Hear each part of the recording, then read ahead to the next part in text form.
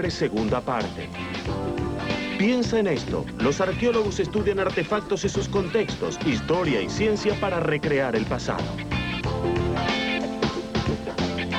Encuentra ejemplos específicos de hallazgos arqueológicos. ¿Por qué es importante estudiar el pasado? ¿Qué nuevos métodos para el estudio del pasado se han desarrollado en los últimos años? Discovery.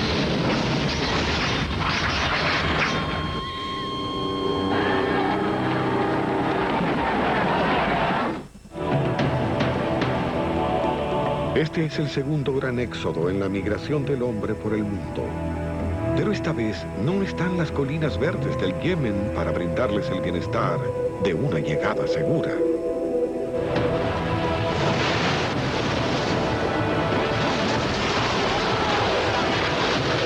¿Por qué se arriesgaron a tan peligrosa aventura sin saber si al final del viaje llegarían a alguna tierra? Algunos científicos creen que se alejaron de su ruta y llegaron a la costa desconocida accidentalmente. Pero las nuevas pistas de evidencias genéticas dicen que no. Muestran que los aborígenes australianos tienen líneas genéticas propias que llevarían directo a las primeras hijas de nuestra Eva africana.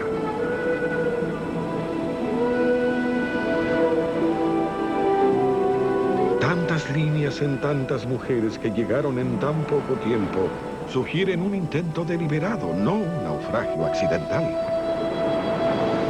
El primer grupo llegó hace 70.000 años. Continuaron más en los siguientes 5.000 años, todos descendientes de nuestra Eva africana. Los aborígenes australianos son muy antiguos, pero ya no se parecen a sus ancestros llegados hace miles de años. Sus cuerpos se adaptaron, manteniendo las características necesarias para sobrevivir como hambrientos recolectores en el duro hábitat del desierto. Debajo de la piel todos nos parecemos. Nuestro ADN muestra que provenimos de un pequeño conjunto de genes. Pero si todas las personas del mundo descienden de un conjunto tan pequeño de genes, ¿por qué somos tan diferentes? La selección natural y la adaptación al medio ambiente son los factores más importantes. La selección sexual es crucial. El clima determina la forma del cuerpo. Cuanto más frío es el hábitat, el cuerpo es más bajo y robusto para retener el calor. La altura se relaciona con la dieta. Los asiáticos se hicieron más bajos cuando el arroz reemplazó a la carne como alimento básico y su altura se está elevando a medida que nuevamente la carne se incorpora a sus dietas. Nadie sabe por qué los asiáticos tienen un pliegue en el párpado superior. Puede haberse desarrollado como protección contra el frío. La diferencia más notable es el color, y eso es parte de nuestra herencia genética. Nina Jablonski, una destacada científica que investigaba la evolución del color de la piel, estaba trabajando la importancia del ácido fólico en el desarrollo fetal cuando se tropezó por casualidad con la respuesta.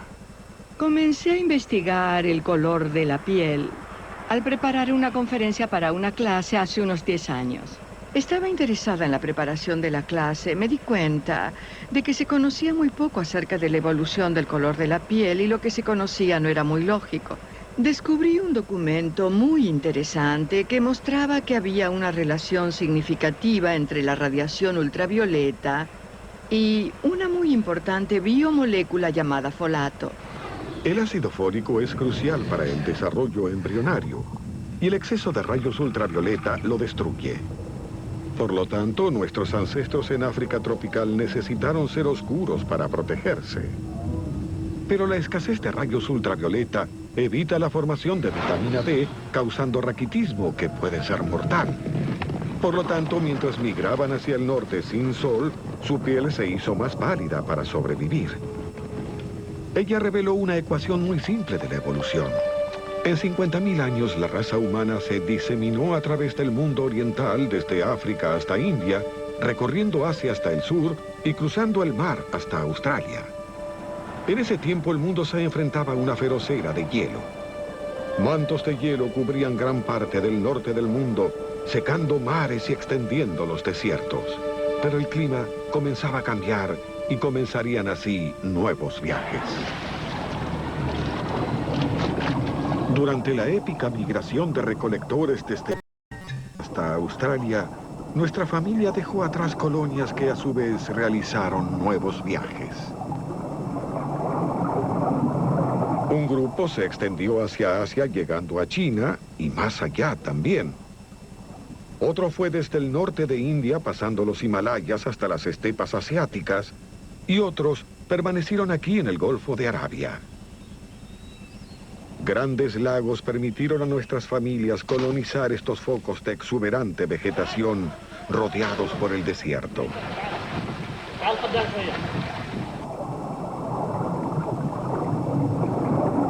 La ocupación continua tuvo lugar aquí por más de 30.000 años. Sus huesos y artefactos fueron quedando sumergidos a medida que subía el nivel del mar.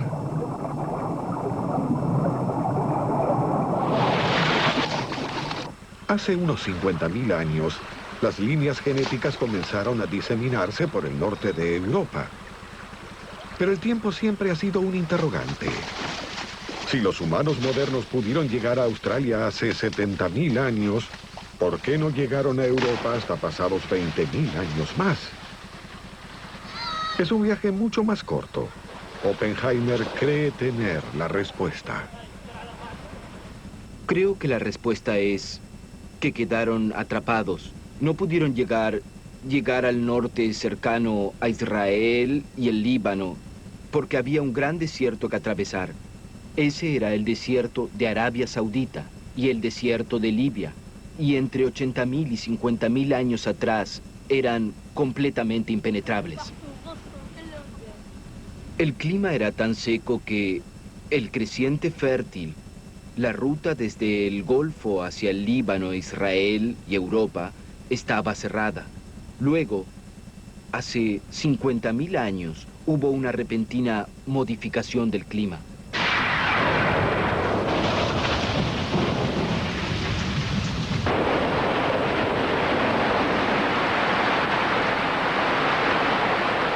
Luego de siglos dominados por el desierto, llegaron las lluvias.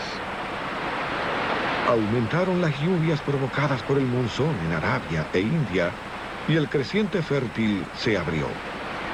Los ríos crecieron y la casa se extendió hacia el norte. Nuestras familias y las líneas genéticas los siguieron. Caminaron hacia el norte desde el Golfo Pérsico hasta el creciente fértil, siguiendo los ríos entre las montañas Zagros y el desierto de Siria. La idea de que los europeos vinieron del norte de África está muy arraigada, pero la evidencia de Stephen Oppenheimer no apoya esta teoría. La evidencia genética no apoya esa idea. No existe evidencia de ramas anteriores y, en realidad, solo una de las ramas principales que poblaron el mundo se encuentra en la región europea. Esto molesta a muchas opiniones fijas acerca del origen de los europeos y nos fuerza a considerar el hecho de que los europeos eran parte de la misma familia que salió de África por la ruta del sur.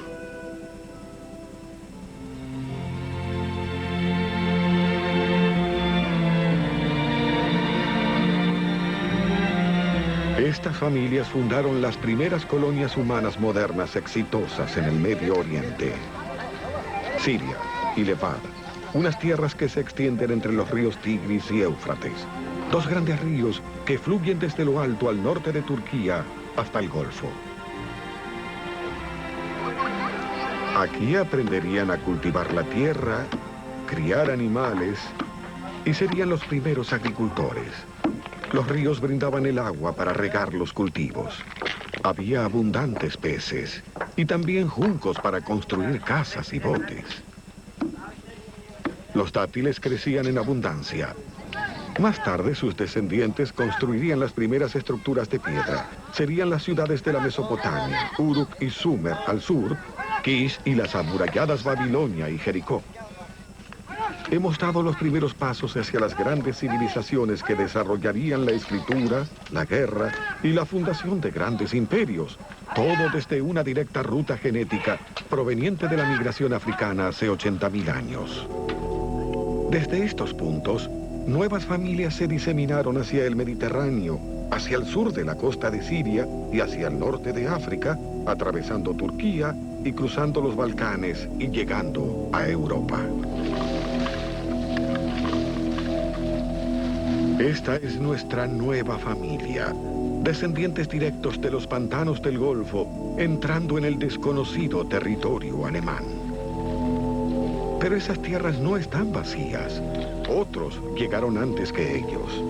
Los neandertales fueron los amos de Europa por más de 250.000 años. El profesor Chris Stringer es un experto en neandertales y su mundo. Este pueblo se conoció como Neandertal. Fueron el centro de debates acerca de la evolución humana para determinar si ellos fueron nuestros ancestros o si representaron una rama diferente de la evolución. Tengo aquí un cráneo más completo que el que se encontró en el Valle Neander de Alemania. Fue encontrado a comienzos del último siglo en Francia y nos muestra cómo era la cabeza y el rostro de los neandertales. Tenían un pronunciado borde en la frente. Sobre los ojos, todo el rostro sale hacia adelante y la nariz era enorme. No tenían mentón en la mandíbula inferior y ahora creemos que los neandertales se adaptaron al clima frío. Evolucionaron por miles y miles de años en Europa bajo condiciones más frías que en la actualidad. Y su forma, su físico, eran bajos y robustos con contextura poderosa. Y esta nariz pudo haber sido parte del mecanismo para respirar en aire frío y seco. Se piensa que los neandertales carecían de inteligencia, pero ciertamente no era así. Eran completamente humanos. Su cerebro era tan grande como el nuestro. Creo que ellos son una especie diferente, pero están emparentados con nuestra especie. Una especie hermana con ancestros en común a la nuestra, quizá 500.000 de años atrás. Sobre esta base, los neandertales son totalmente humanos. Están 10 veces más cerca de nosotros que los chimpancés.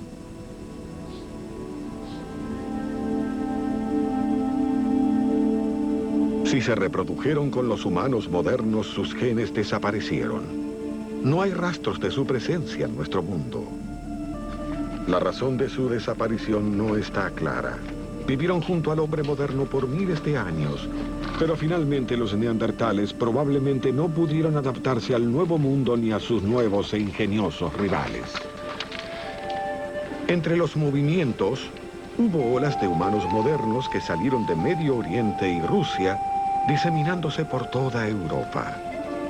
Los científicos creen que con estas corrientes llegaron 4 líneas de ADN, 4 nietas de nuestra Eva. Llegaron entre 45.000 y 10.000 años atrás. La mayoría de los europeos puede rastrear su línea genética desde allí. Los humanos modernos llegaron tan lejos como fue posible en el continente europeo. Detrás, dejamos claras huellas genéticas que nos llevan al movimiento de migración africano hace 80.000 años. El mundo se enfriaba otra vez y comenzaba otra era de hielo. Los humanos modernos encontraron un sitio para establecerse a 16.000 kilómetros de distancia y 6.000 años más tarde comenzaría así la invasión al Nuevo Mundo. Nuestras líneas genéticas se esparcen ahora en todas direcciones desde la ruta al sur de África. Y la frontera que queda en América nos hace viajar al norte de India y al sudeste de Asia y China, al este de las estepas de Mongolia en Siberia, convergiendo en el estrecho de Bering, la frágil franja de tierra que une Asia con América.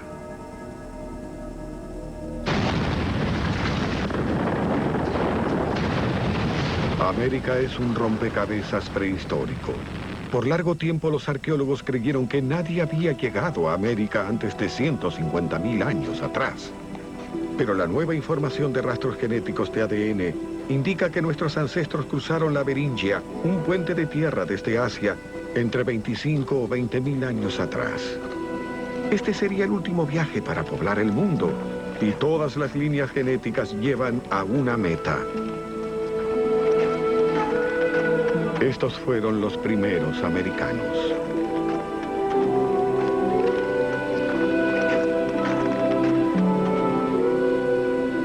Hace 25.000 años el mundo soportaba una de las peores eras de hielo. Pero a medida que el hielo cubría la Tierra, surgía la única posibilidad de viajar por la ruta formada sobre el estrecho de Bering hacia Alaska y el resto de América del Norte. Pasarían otros 8.000 años antes de que se abriera nuevamente. En América del Norte, la gran capa de hielo del Laurentian que soportó la planicie central destruyó todo a su paso, forzando a nuestros inmigrantes a viajar hacia el sur, hasta la costa occidental de América del Sur. A medida que el hielo se retraía, pudimos diseminarnos por la nueva tierra. Existe evidencia de un asentamiento en un refugio del río Ohio en Pensilvania llamado Meadowcroft. El Dr. James Adovasio guió al equipo de científicos que excavó el refugio. Cuando lo encontramos, pensamos que no contenía material cultural alguno. Pero según resultó después, había una gran variedad de artefactos y otros indicios de presencia humana, varios miles de años previos a lo estimado como edad máxima de la población del Nuevo Mundo. Diseminados por esta superficie y otras más profundas, y alrededor de estos fogones, hay una serie de artefactos entre los cuales hallamos fragmentos de núcleos de cuchillos, como este, y los cuchillos que habían sido despegados de estos núcleos. Lo que es peculiar acerca de estos artículos es que no habían sido fabricados en su mayor parte por grupos paleoindios de América, sino que tenían un notorio parecido a los núcleos de cuchillos de China septentrional que datan de 28 o 29 mil años atrás. Algunos moldes de este material podrían haberse perdido en colecciones de China septentrional. No se podría reconocer la diferencia. Lo que nos sugiere la evidencia de Meadowcroft, junto con los datos de otros sitios en algún lugar de América del Norte, es que no hubo una única migración de seres humanos al Nuevo Mundo, como se postuló en las últimas 2 décadas, sino una serie de impulsos o emanaciones. Algunas entradas múltiples han sido ahora establecidas como modelo de la migración americana. Estos primeros pobladores tenían diferentes líneas genéticas. Venían de Siberia, China, Asia Central y por el sur desde Malasia y Japón. En 1996 fue descubierto un esqueleto conocido como Hombre de Kennewick, cerca del río Columbia, en el estado de Washington. Cuando Jim Childers, el antropólogo forense, lo vio, creyó que eran los restos de un pionero del siglo XIX. Se asombró mucho cuando la datación con radiocarbono reveló que tenían 9.500 años de antigüedad. Era el esqueleto más antiguo jamás encontrado en América del Norte. Pero lo que realmente intrigaba a Childers fue que, a pesar de su edad, el hombre de Kennewick no se parecía a los modernos nativos. Su cráneo era caucasoide, no mongoloide, y la reconstrucción de su cara mostró similitudes con el Ainu que vivió en el norte de Japón. El hombre de Kennewick estaba muy dañado. Tenía múltiples costillas rotas, el brazo izquierdo también roto, algunos daños en el cráneo, artritis en el cuello, sus rodillas, sus codos, en general con varios golpes. Pero lo más característico, la herida más interesante, creo, desde el punto de vista forense, es que tenía una punta de lanza clavada en su pelvis. Ahora, lo más interesante de esta punta de lanza es que vemos su estilo después de la muerte de este hombre en el este de Washington. Podemos ver ese estilo si bajamos por la costa de Columbia hacia Washington, alrededor de 10.000 años atrás, y hasta hace 9.000 años, según indica el radiocarbono. La gente que llevaba esta punta de lanza, que son los que encontramos con este estilo de lanza a poca distancia tiempo más tarde, son similares a los indios americanos modernos. Esto mostraría que llegó una nueva población con características del norte de Siberia que está comenzando a reemplazar a los primeros inmigrantes. En un sentido más amplio, esto sugiere que existía algún tipo de conflicto. ¿Pero era un conflicto personal? Es decir, ¿alguien estaba enojado por un motivo corriente? ¿O era en realidad un conflicto por el territorio entre poblaciones que habían tomado contacto entre sí? Y el hecho de que ocurriera en el momento en que llegaron nuevas poblaciones y que el hombre de Kennewick fuera diferente a ellas, nos sugiere que la competencia por el territorio es un asunto en permanente disputa.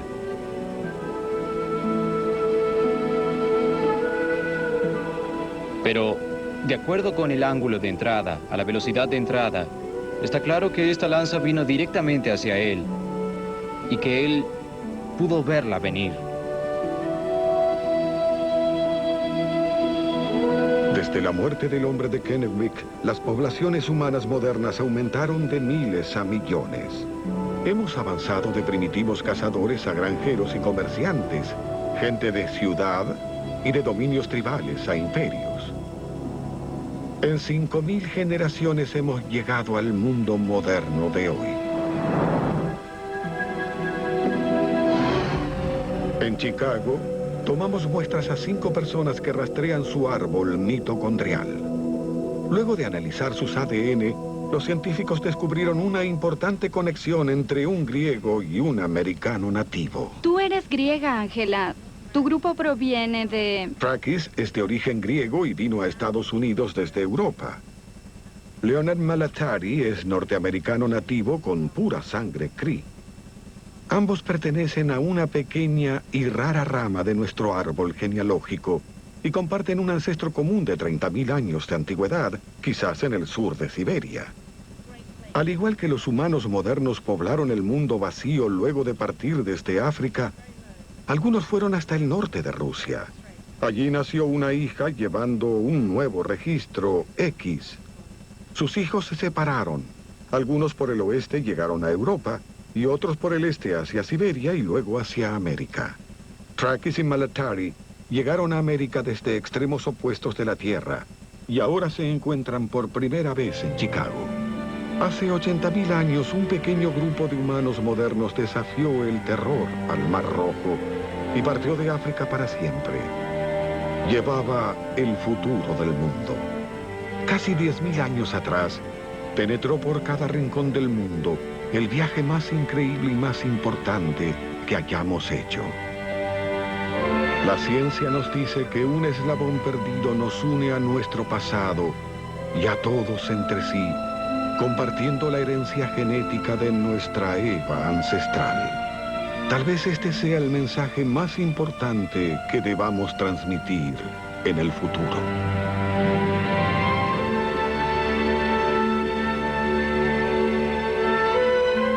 Sigan mirando.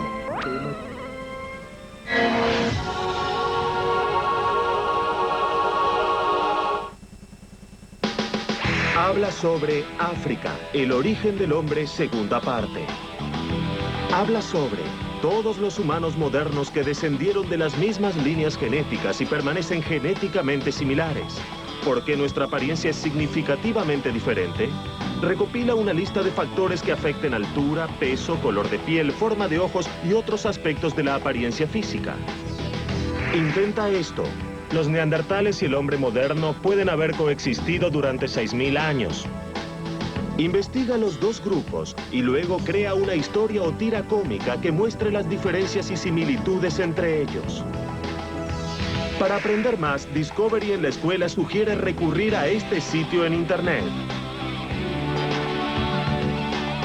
Pídele a tu bibliotecario que te ayude a explorar los recursos que tu biblioteca tiene para ofrecerte.